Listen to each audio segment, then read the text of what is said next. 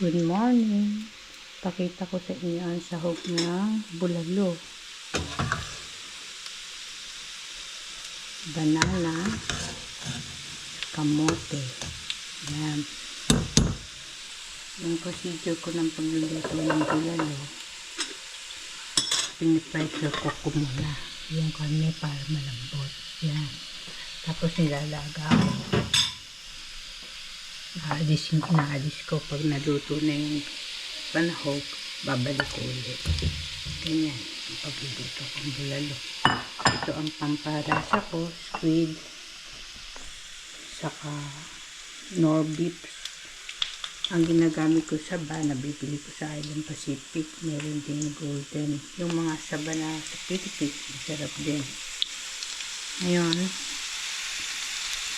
kung mapapanood, mag-subscribe kayo, mapapanood niyo yung mga sangkap na nilalagay ko sa dyan. Ito naman, nasiprito ko ng non-stick. Yung patatas. Yung hanggang straight.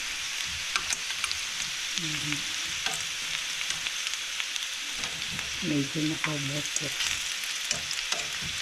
Kasi medyo mapula-pula lang, palikot ako ng palang. Yung kasing palang pa na ginamit ko yung hindi non-stick. Na-over-init yung mantika, pinalamig, kaya lumikot. Kaya nilipat ko pa ito.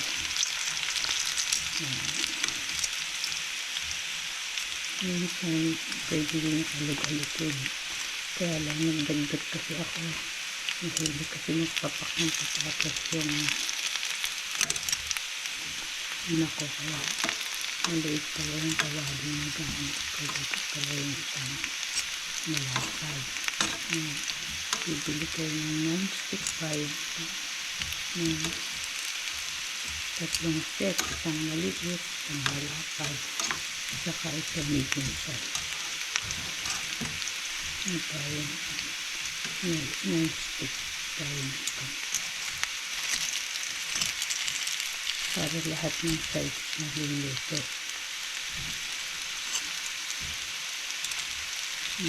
Kaya ang magluto ang mga bata. Delikado. Kasi pwede silang mapasok. Pwede matulog ng niluluto. Maalisin na lang yung mga sinog. Magigisa naman ako ng bawang. Ito bawang. Didilipdik ko. Tapos hihiwain maliit. Saka sibuyas. Saka nagmarinate ako ng manok. Panoorin nyo yung mga isa kong video. May carrot. Yung isa sa sinunod. Tapos ito, iba-ibang kulay ng bell pepper frozen. Ugasan ko yan pagka malapit ko nang ilagay. Green, red, and orange. Okay?